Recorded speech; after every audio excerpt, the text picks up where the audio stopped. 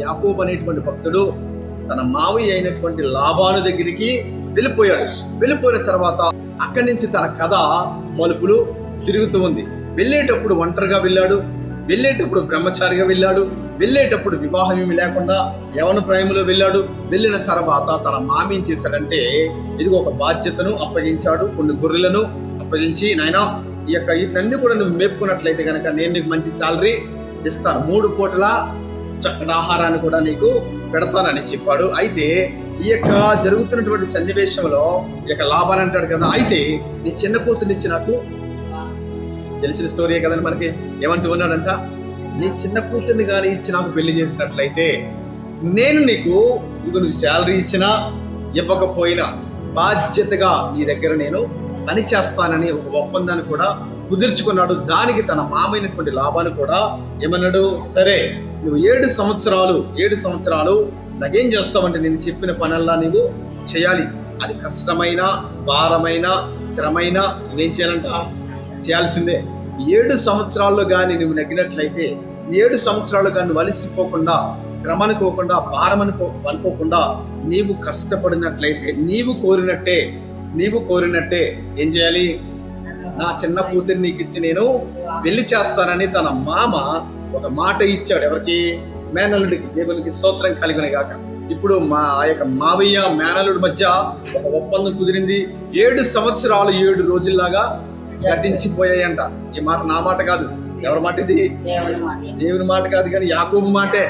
యాకోబు అంటాడు ఏమని, నాకు 7 సంవత్సరాలు 7 రోజుల్లాగా గతించిపోయాయని అంటూ ఉన్నాడు. చూడండి అతని ఆశ, అతని కోరిక, అతని తృష్ణ ఏ స్థితిలో ఉందో, ఎంత స్థాయిలో ఉందో మనకు అర్థమవుతూ ఉంది. అయితే విషయం ఏంటంటే, ఈ లాభాను ఒప్పందం మేరకు 7 సంవత్సరాలు కూడా అయిపోయిన తర్వాత ఇప్పుడు మామేం చేయాలి,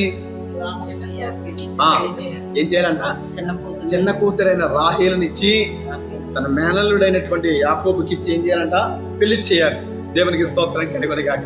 పెళ్లి ఏర్పాట్లన్నీ కూడా చాలా చక్కగా జరిగిపోతూ ఉన్నాయి. పెళ్లి బట్టలు కొనేసుకుంటూ ఉన్నారు, బంధువులు పిలుస్తూ ఉన్నారు. పలానా రోజునే పెళ్లి కూడా ఏం చేశారంట, నిర్ణయించడం జరిగింది. పలానా రోజున పెళ్లిని నిర్ణయించారు. ఇదిగో మంచి వంటగాని పెట్టారు, భోజనాలు కూడా వేల మందికి రెడీ చేయించాడు లాభాన్. ఎందుకంటే లాభాన్ అప్పటికే ధనవంతుడు. దేవునికి స్తోత్రం కలుగును గాక. ఆ ధనవంతుడైన లాభాలు తన స్తోమత మేరకు తన యొక్క కుమార్తె పెళ్లిని ఘనంగా ఒక వేడుకలాగా చేస్తూ ఉన్నాడండి. అయితే ఏం చేశారంటే, పెళ్లి రాత్రి సమయంలో జరిగింది. ఇప్పుడంట అది పెళ్లి రాత్రి సమయంలో జరిగేసరికి, అయితే తెల్లారేపరికి ఏమైందంట, తారుమారైపోయింది అనమాట. ఏమైపోయిందంట, తెల్లారయ్యేసరికి తారుమారైంది. ఏం తారుమారైంది? పెళ్లి కూతురు తారుమారైపోయింది అనమాట. పెళ్లి కూతురు మారిపోయింది. చూసారండి, ఆ యొక్క సందకాడ పెళ్ళయింది.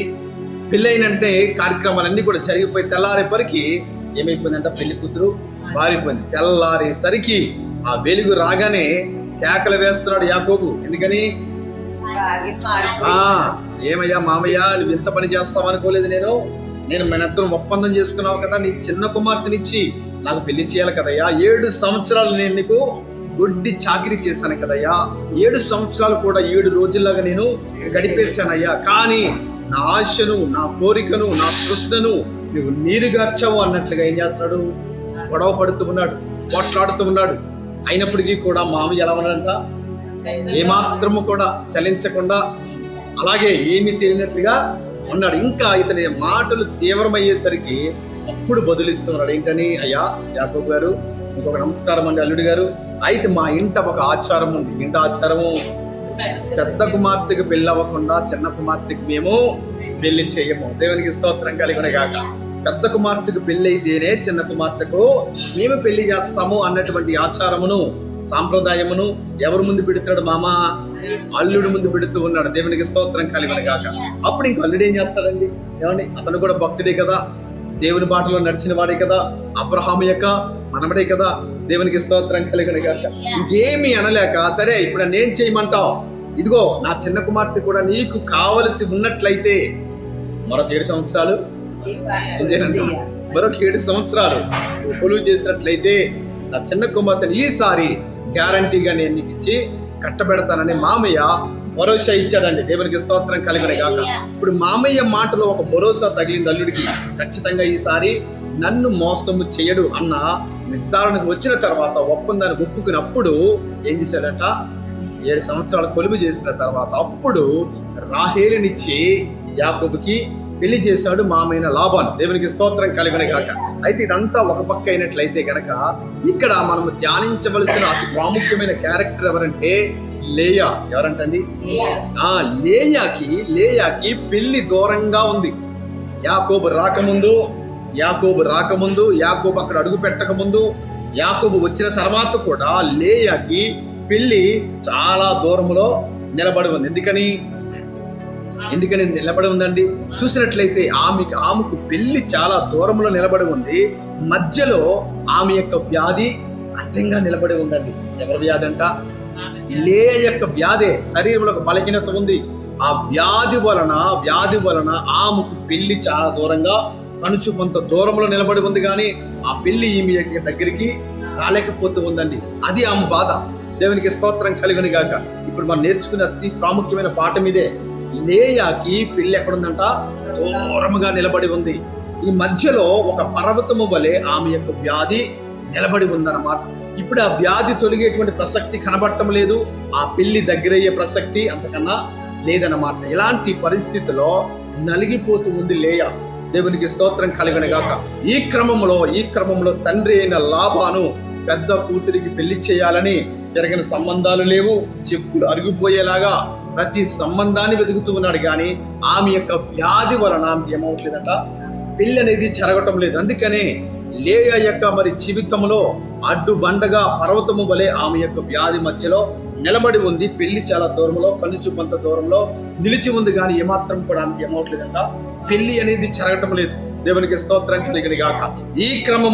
ఈ సమయంలో దేవుడు లేయాని జ్ఞాపకం చేసుకున్నాడు. దేవుని నామానికి మహిమ కలుగును గాక. ఎక్కడో కనుచు కొంత దూరములో నిలబడి ఉన్నటువంటి పెళ్లిని ఆమె ఇంట్లోకి దేవుడు చాలా దగ్గరగా చేర్చేశాడండి. దేవుని నామానికి స్తోత్రం కలుగును గాక. అది ఎవరు కూడా ఊహించలేదన్నమాట. లేయా కూడా ఊహించలేనటువంటి సందర్భం అది. ఎందుకంటే చూడండి, లేయా జీవితంలో తన జీవితంలో దేవుడు మలుపు తిప్పినటువంటి సంఘటన ఇది. ఆమె జీవితాన్ని మార్చివేసిన సంఘటన ఇది. దూరంగా నిలబడి ఉన్నటువంటి పెళ్లిని ఎంత దగ్గరికి చేర్చాడండి దేవుడు? ఇంటి లోపలికే. ఎక్కడికంట? ఇంటి లోపలికి అతి సమీపముగా తన పక్కనే తన పెళ్లిని దేవుడు పెట్టాడన్నమాట. దేవునికి స్తోత్రం కలుగును గాక. హల్లెలూయా. లేయా అనుకుంటూ ఉంది కదా, నా జీవితం ఇంకా ఇంతే, పెళ్లి లేకుండా నేను ఇలాగే ఒంటరిగా ఉండిపోవాలేమో. ఇప్పుడు నా పరిస్థితి ఏదో ఒకటి తేల్చే వరకు నా చెల్లెలు కూడా పెళ్లి కాని పరిస్థితి అన్నట్లుగా ఒక పక్క తన గురించి బాధపడుతుంది, మరొక పక్క తన చెల్లి గురించి కూడా లేయా బాధపడుతున్న సందర్భం అది. దేవునికి స్తోత్రం కలుగును గాక.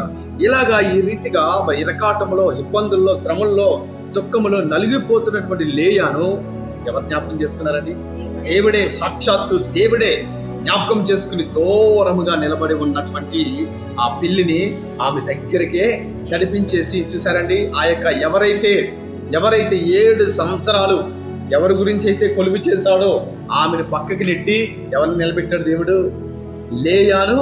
ఇదంతా దేవుని ప్రణాళిక. మీరు ఒప్పుకుంటారా? ఎవరి ప్రణాళిక అంట? ఇది మనుషులు ఆడేటువంటి నాటకం కాదు. కానీ ఎవరిదంటే దేవుడు చేసినటువంటి అద్భుతమైన ప్రణాళిక. దేవునికి స్తోత్రం కలిగిన. మనం అనుకుంటాం కదా, ఇంకా అది నాకు అందదేమో, అది అందని ద్రాక్ష అలాగే నా జీవితంలో మిగిలిపోద్దేమో మనం అనుకుంటాం కదండి. కానీ మన జీవితాల్లో ఒక దేవుడు అద్భుతమైన కార్యమును జరిగించబోతూ ఉన్నాడు. ఇది మనం నమ్మాలి. దేవునికి స్తోత్రం కలుగును గాక.